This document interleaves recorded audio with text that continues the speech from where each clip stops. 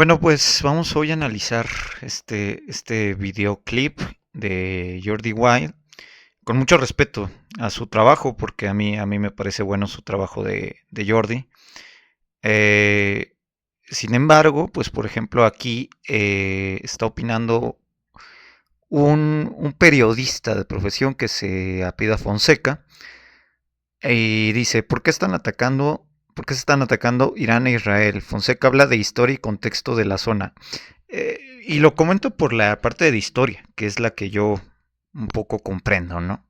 Un poquito nada más.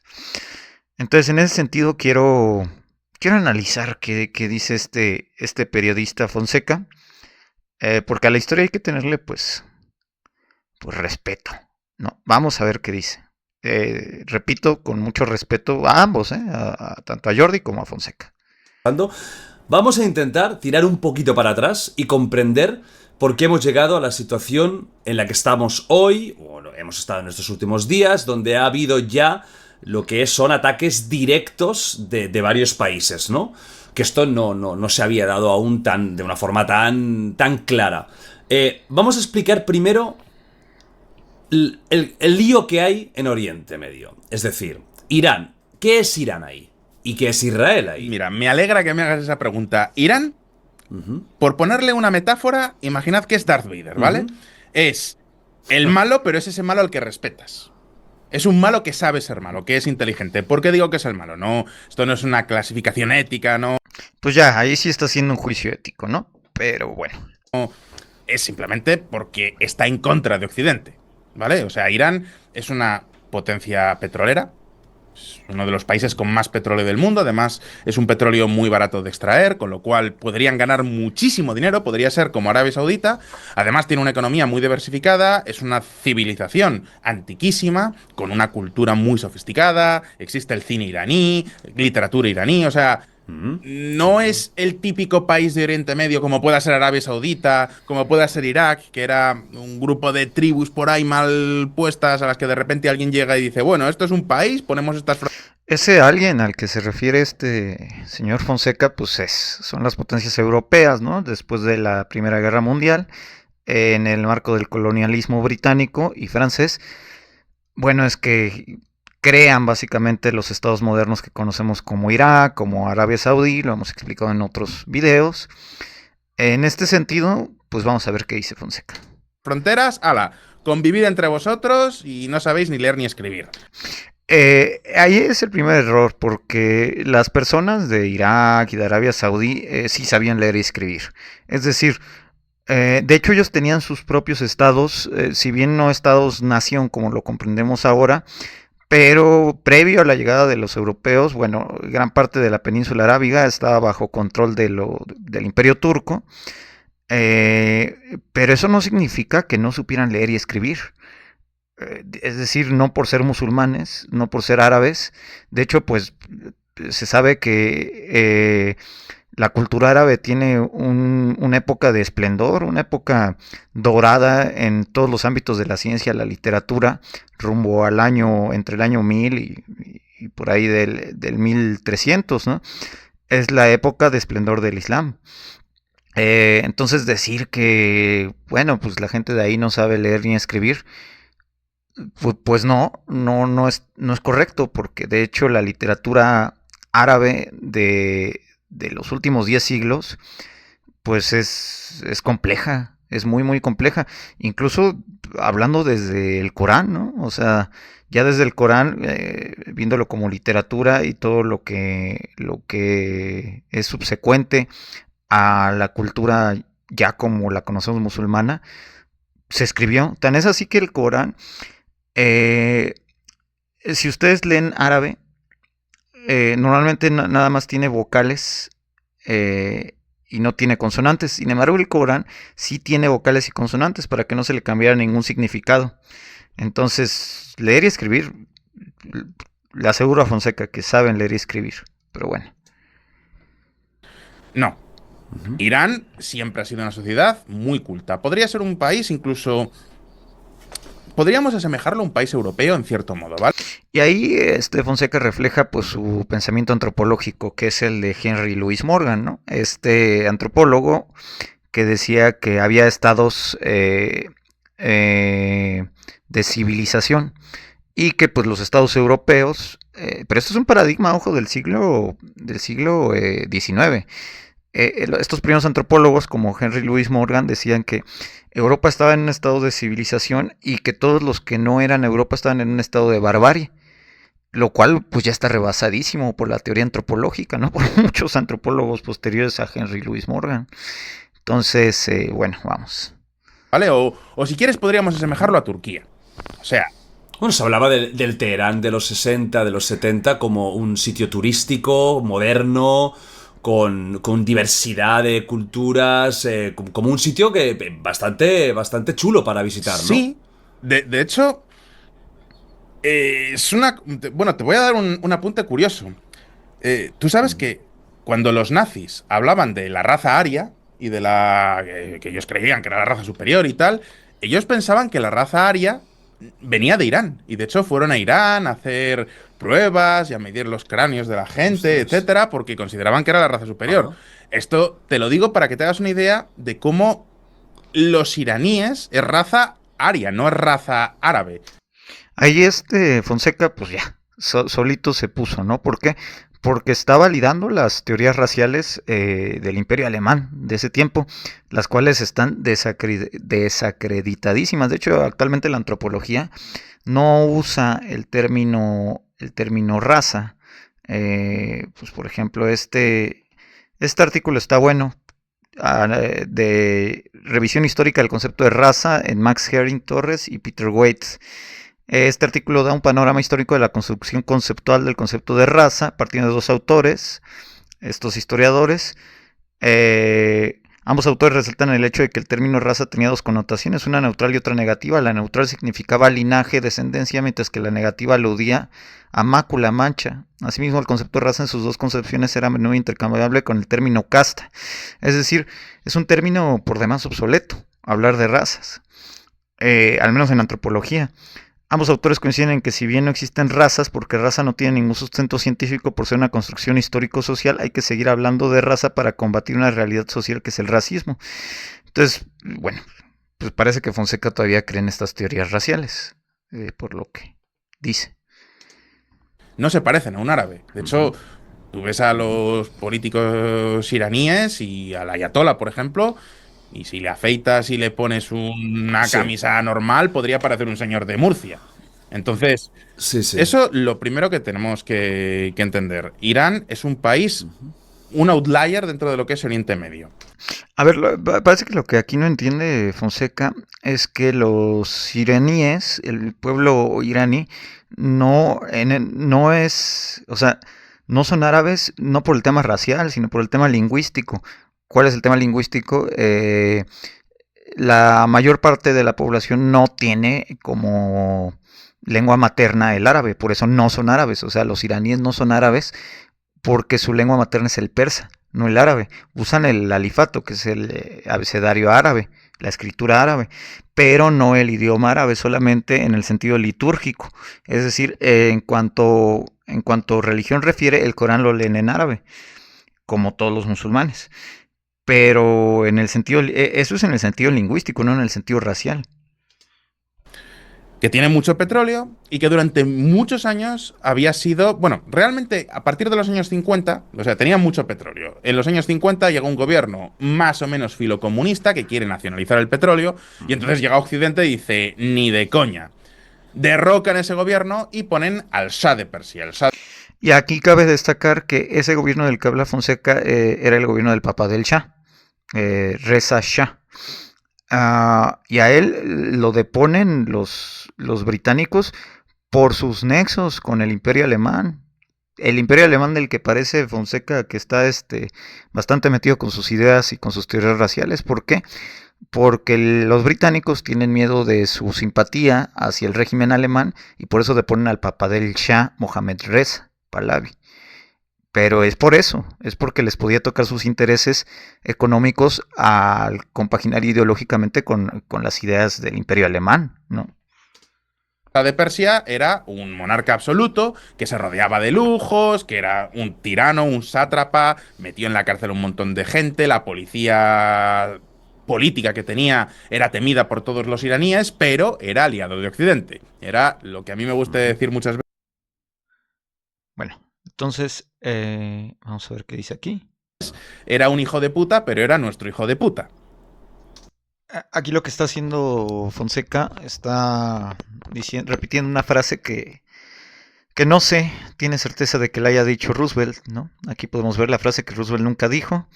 La tan llevada y traída frase Somoza may be a son of a bitch, but he's our son of a bitch, atribuida al presidente de Estados Unidos, Franklin Delano Roosevelt, en referencia al dictador de Nicaragua, Anastasio Somoza, puede tener distintas traducciones en el español nicaragüense. Sin embargo, no se tiene constancia de que se haya dicho tal como la está diciendo Fonseca, ¿no? Pero bueno, es nada más un dato curioso, ¿no? Pero la está parafraseando esa frase y no dice el contexto de la frase. Cosa Ya, que claro. hay muchos shahs de Persia en el mundo ahora mismo. Ahí tenemos el caso de Tailandia. Tailandia no te creas tú que es una democracia, ni muchísimo menos. De hecho, también es una teocracia. Ahí la gente piensa que el rey es Dios, literalmente.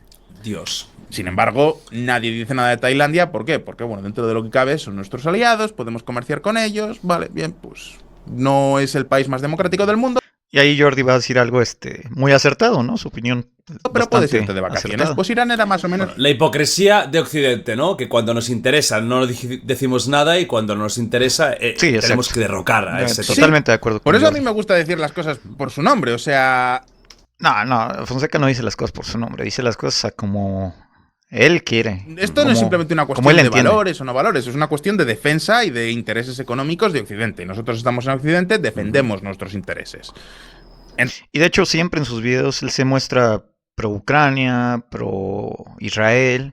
Él pues deja de lado mucho la ética, ¿no? En sus opiniones. Por eso creo que es más un opinólogo, periodista, un opinólogo que un experto en geopolítica, como a veces lo presentan. Entonces, el Shah era pues, más o menos eso. Era pues como ahora Tailandia.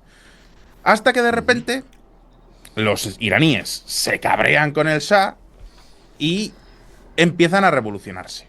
Y cuando digo que empiezan a revolucionarse los iraníes, empiezan a revolucionarse los comunistas, los liberales, los que defienden una democracia, los que defienden todo tipo de sistemas. O sea, es todos aquellos que estaban en contra del Shah, que eran la mayoría.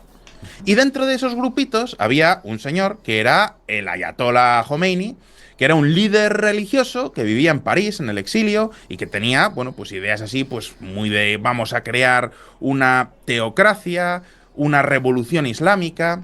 Claro, una cosa que tenemos que entender, a diferencia de los integristas musulmanes salafistas, por ejemplo, los distintos grupos terroristas, el Estado Islámico,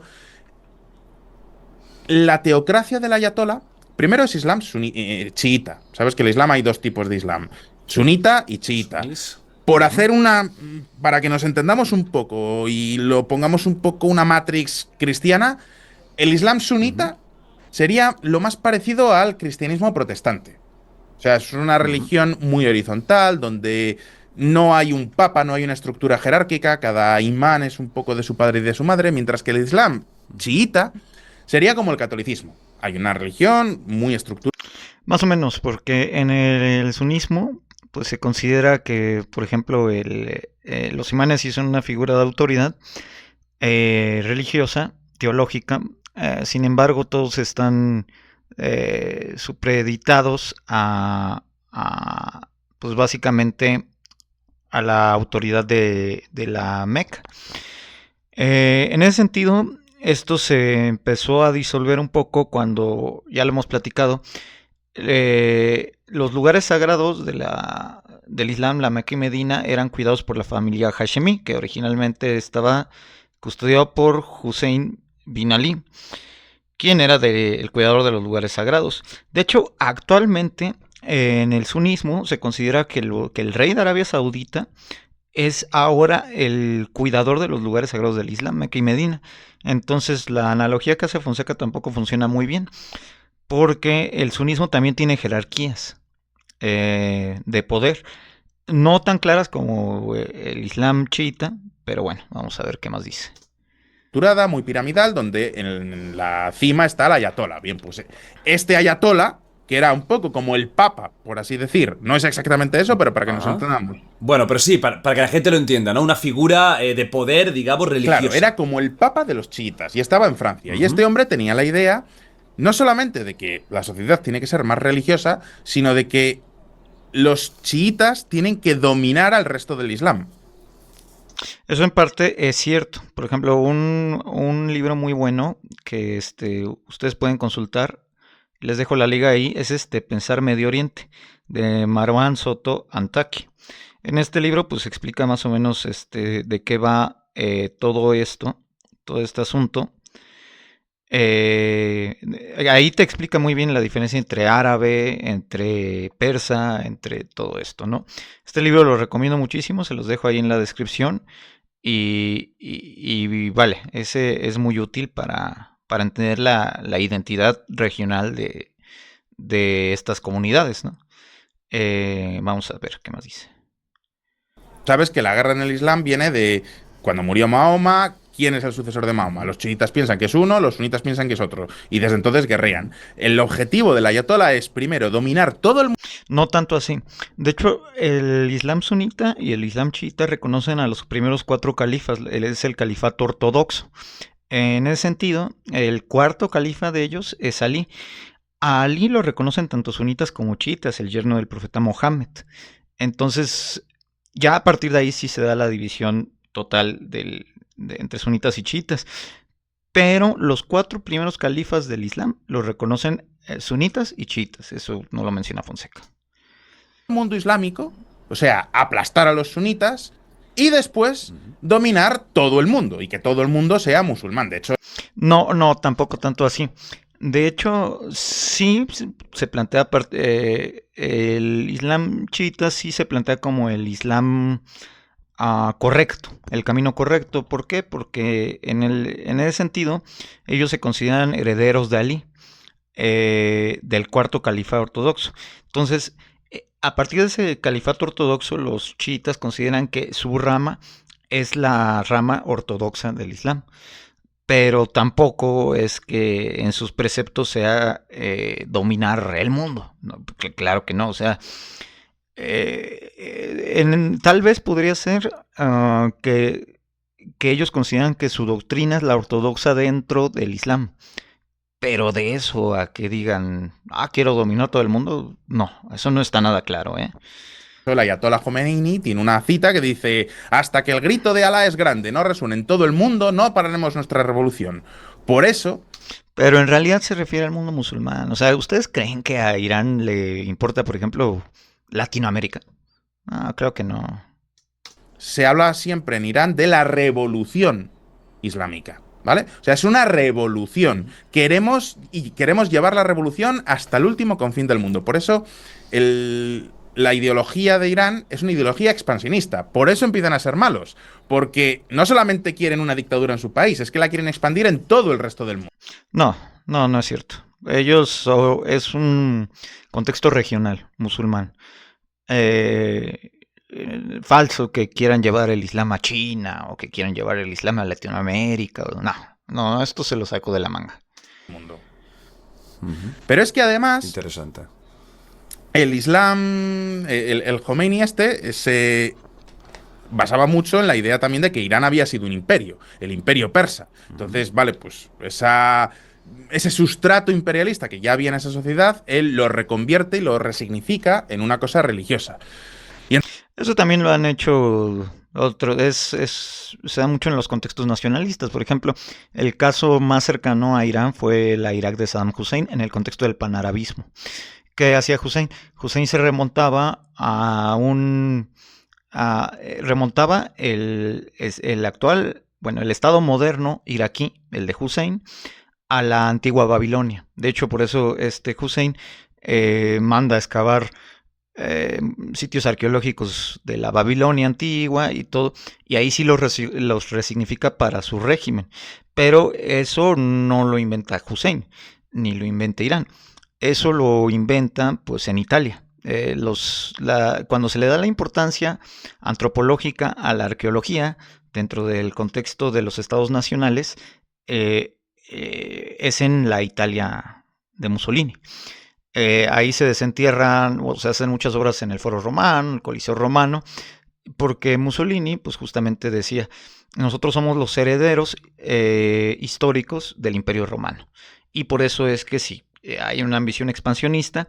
Y esta doctrina también la asume mucho Alemania, ¿no? En el Imperio Alemán, después el Imperio Alemán se asume como el heredero de aquel imperio germánico de Carlomagno y todo esto.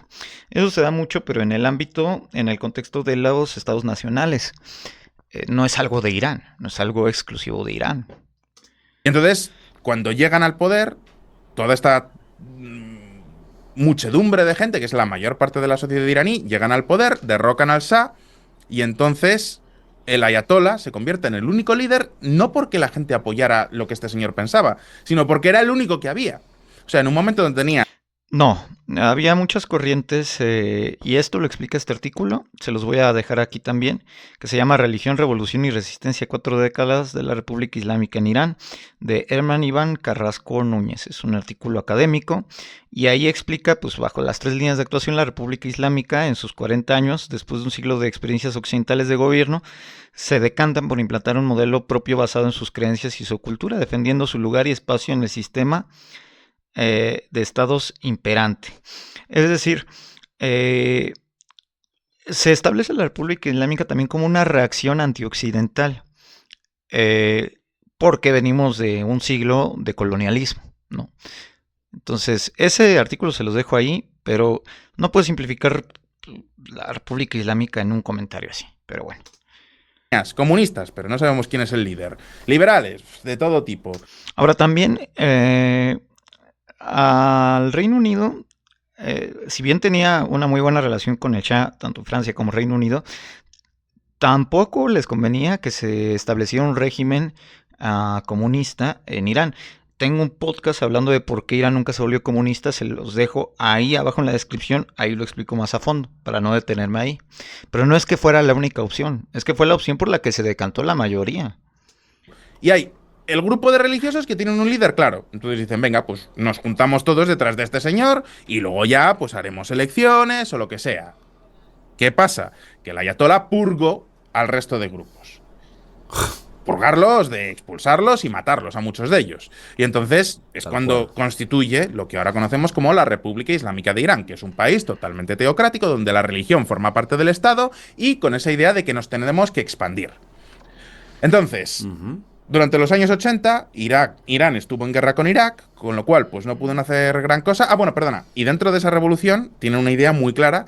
Pero fíjense cómo olvida Fonseca, decir que a la Irak de Saddam Hussein, que entra en guerra con Irán, pues la estaba financiando Estados Unidos. Como que no sé si se le olvidó o no lo cree conveniente comentar. Que es el enemigo es el gran Satán, que es Estados Unidos, y el pequeño Satán, que es Israel. Justamente lo está diciendo. ¿Por qué en Irán hay un resentimiento tan grande de Estados Unidos? Pues porque la República Islámica se establece en el 79 y el año siguiente, en el 80, en un contexto histórico muy específico. Está la crisis de rehenes de la embajada norteamericana en la capital de Irán. Y en toda esta crisis política, Saddam Hussein, con apoyo de Estados Unidos, trata de invadir Irán. Entonces, pues eso te explica por qué hay un resentimiento tan grande hacia Estados Unidos de América.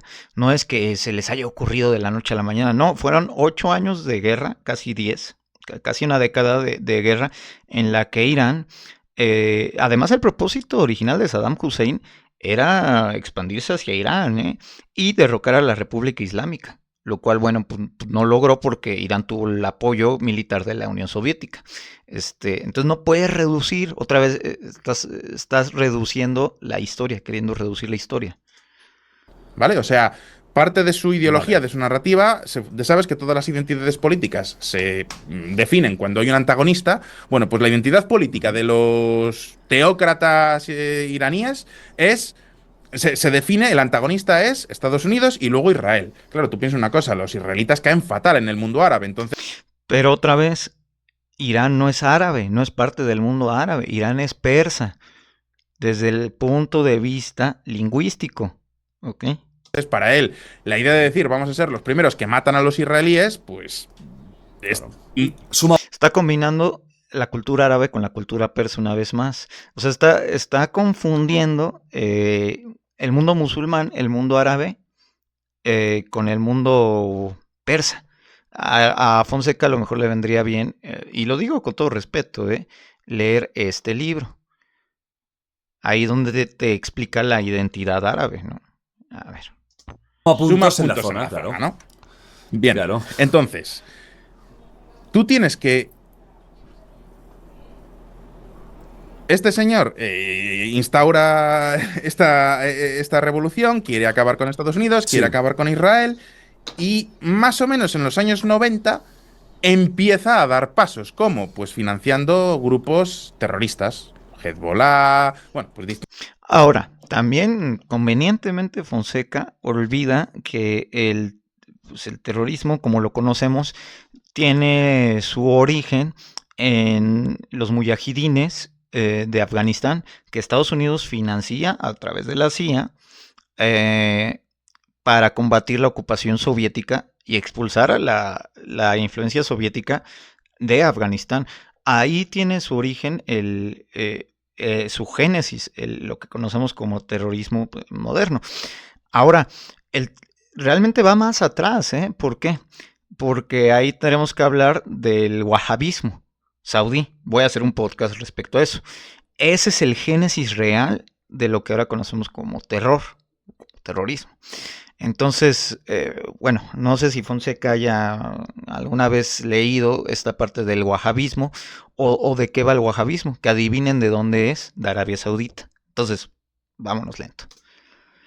distintas milicias terroristas que hacen Ujú. atentados en Argentina, por ejemplo, contra una comunidad judía y, por supuesto, en Líbano, etcétera. Y aprovecha que Ujú. Y ahí está confundiendo porque la mayoría de estos atentados que él menciona son con, con un origen wahabista, que es una ideología, repito, saudí. todo Oriente Medio es inestable, tú piensas que, claro, lo que te decía antes, los países de Oriente Medio, salvo Irán, son hiperinestables. Entonces, el ayatollah aprovecha esa inestabilidad para decir, oye, aquí hay un líder, que soy yo, y que Además, Irán sale del mundo árabe, como ya lo dijimos. Fíjense qué interesante. Tanto Irán, las dos repúblicas islámicas existentes son Irán y Pakistán. Ninguna de las dos son árabes, son musulmanas, pero no son árabes. Los iraníes son persas, lingüísticamente, lingüística y culturalmente, y los pakistaníes son pashtun, en su mayoría, igual, lingüística y culturalmente. Entonces, por eso es que muchos historiadores consideran que Irán y Pakistán y Afganistán ya es Oriente Próximo hacia el oriente de, pues ya China, India, ¿no? Entonces ya no se consideran Medio Oriente, pero bueno. oye, pues tengo una ideología muy clara y tengo un país con muchísimo petróleo, con lo cual me sobra el dinero, puedo financiar distintos grupos, etcétera. Y así es como poco a poco Irán empieza a expandir sus tentáculos a través de grupos proxies. Y entonces, Ujú. más o menos, para el año 2000, 2015, una cosa así, Irán ya se Ujú. había expandido su área de influencia y su imperio por prácticamente todo Oriente Medio. O sea, Y ahí cabe mencionar, en 2015 es el clímax, es el punto más álgido de las actividades del ISIS, del Estado Islámico de Irak y Siria. Adivinen, el ISIS, financiado por quién estaba, siendo un movimiento wahabista. Así es, Arabia Saudí. era Irán, pero luego estaba Ujú. Irak, que era totalmente controlado por Irán, Siria, Líbano, Yemen. O sea, se habían expandido como una mancha de aceite y con la idea de todo este poder que estamos consiguiendo, territorial, pero también de población y de nuevos soldados, nuevas milicias, lo vamos a utilizar para acabar con Estados Unidos y sobre todo con Israel. Claro, tú piensas que ahora parece imposible que vayas a acabar con Israel, pero en los años 90, en los años 80 y en todas las épocas. O sea, demográficamente, Irán es un país de 90 millones de habitantes, mientras que Israel no tiene ni 10 millones de habitantes. Sí, pero piensa que en el 89 Israel empieza también a meter financiamiento a lo que ahora conocemos como Hamas para debilitar en ese entonces la OLP, que está muy fuerte en Gaza. De hecho, Hamas cumplió también un propósito muy claro en Gaza, expulsar a la OLP, lo que ahora es Fatah, eh, de Gaza hacia Cisjordania. Y tanto OLP, tanto Hamas, como todos ellos, en realidad son movimientos sunitas de carácter wahabista, la mayoría, no chiitas. Sí financiados en la actualidad militarmente por Irán, pero ideológicamente están mucho más cercanos a los sunitas que a los chiitas. Eso también no lo menciona. O sea, parece un trabajo fácil de hacer si tienes un poco de cabeza. Y los iraníes tienen cabeza. Cuando dices que controla esos países, es que tiene gobiernos afines. No que sea el control total y absoluto como que se haya expandido y haya adquirido ese país. Sino que tiene gobiernos que van a la par, digamos. Son gobiernos afines, sí. Perdona. Okay. Gobiernos afines o partidos políticos que son al final los que dictan, los que cortan el bacalao en los países, que es por ejemplo el caso de Líbano. Entonces, claro, tienes una potencia que se está expandiendo y que su objetivo declarado es acabar con Estados Unidos y con Israel. Hombre, eso da bastante miedo. Pero es que encima, más o menos a finales de... Bueno, ¿miedo para quién? ¿No? Porque en realidad, pues miedo para quién, ¿no? Del siglo XX, principios del XXI, los espías israelíes descubren que Irán está desarrollando su propia bomba atómica. Porque, por ejemplo, a nosotros como latinoamericanos, en realidad no tenemos ningún miedo de lo que le pueda pasar a Israel. No es que estemos en contra o a favor de Israel, pero en realidad no nos apremia que le pase algo a ese proyecto que es Israel. A quien le importa es Estados Unidos de América, porque ha invertido mucho ahí. Pero a los latinoamericanos en general, no nos apremia, ¿eh? O sea, con todo respeto a lo que diga Fonseca. El gobierno de Irán lo niega y dice que es un plan únicamente para construir centrales nucleares, pero claramente están enriqueciendo uranio muy por encima de lo que es necesario para fines civiles. Así que, blanco y en botella, están desarrollando su propia bomba nuclear. Claro, cuando un país que se está expandiendo por todo Oriente Medio, que además tiene como objetivo declarado destruir a Estados Unidos y Israel, que está financiando milicias para destruir a Estados Unidos y Israel, y de repente ahora dice que quiere tener una bomba atómica, pues evidentemente es un riesgo existencial para Israel, por supuesto, para Estados Unidos también, y en general para todos los aliados de Estados Unidos, entre los que se incluye Europa. ¿Entiendes ahora más o menos el...? O sea, es un peligro... Digamos que es un peligro en general para Occidente. No, solamente es un peligro para la Unión Europea y para Estados Unidos de América. Occidente, lo que se considera Occidente en la historiografía contemporánea, pues que también se considera Occidente Latinoamérica, no nos apremia, ¿eh? De verdad, o sea, siendo sinceros, si mañana sucede algo allá en el Estado hebreo, yo creo que podemos seguir adelante los latinoamericanos, ¿no? Pero bueno. Podríamos decir, es un peligro para Occidente porque es pues eso, un país que te tiene de enemigo declarado y que está aumentando su poder una barbaridad. O sea, la diferencia... Y esto es, digamos, entre Irán al día de hoy, ¿no? y Corea del Norte es que Corea del Norte son idiotas y los iraníes no. Tampoco creo que los de Corea del Norte sean idiotas, porque imagínense un estado que fue aliado de los soviéticos. Colapsa la Unión Soviética en el 91. Y pese al colapso soviético, en 2025, todavía existe como tal, como estado. Corea del Norte ha resistido embargos, ha resistido bloqueos comerciales, ha resistido la mayor crisis, una de las mayores crisis económicas que se tiene memoria en un estado moderno, que fue la crisis económica de los años 90, cuando dejan de recibir subsidio pues, soviético. Entonces yo no creo que sean idiotas los de Corea del Norte. No, que no estemos de acuerdo con ellos, que no tengan un modelo afín a nosotros, a la mayoría de países que estamos viendo estos videos, Bueno, no quiere decir que sean idiotas, ¿no? Pero bueno, es nada, es un comentario. Eso sí es personal. Y digamos que Corea del Norte no quiere expandirse, lo que no quiere es que lo molesten. Sí, además es Y lo mismo Irán. O sea, Irán no quiere expandirse hacia... O sea, no crean que Irán, como dice Fonseca, quiere conquistar Afganistán, Pakistán y luego irse hasta Israel. No, creo que no. También quiere que lo dejen en paz, ¿no? Como cualquier estado, ¿no? Pero, bueno, esa no es la retórica que maneja Fonseca. eso. Corea del Norte, bueno, a lo mejor Como mucho Corea del sí, Sur, ¿no? Querría tener, querría pero no llegar a Corea del más. Sur, pero no más, sí. Ujú. Y tampoco, ¿eh? Tampoco creo que, que le interese a Corea del Norte expandirse hacia el sur. Realmente creo que, bueno, son comentarios simplistas, pero bueno, hasta aquí lo dejamos ahorita. Ya fue un breve análisis y lo repito, con mucho respeto a ambos, ¿no? Pues el trabajo de Jordi me parece muy bueno. Eh, el trabajo de Fonseca tiene sus cosas positivas, pero bueno, ya cuando habla de historia, de repente sí me saca mucho de onda, porque a la historia como disciplina no solo social, también como disciplina antropológica hay que tenerle respeto.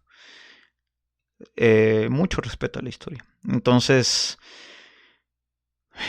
pues no sé, me da la impresión de que Fonseca no le tiene el necesario respeto a la historia. Los que estén familiarizados con la historia, pues sabrán qué es la historiografía. Eh, en ese sentido, pues Fonseca parece no saberlo. En fin, vamos a dejarlo hasta aquí. Síganos para más contenido. Ahí dejo todos los enlaces correspondientes a las fuentes que cité. Bye.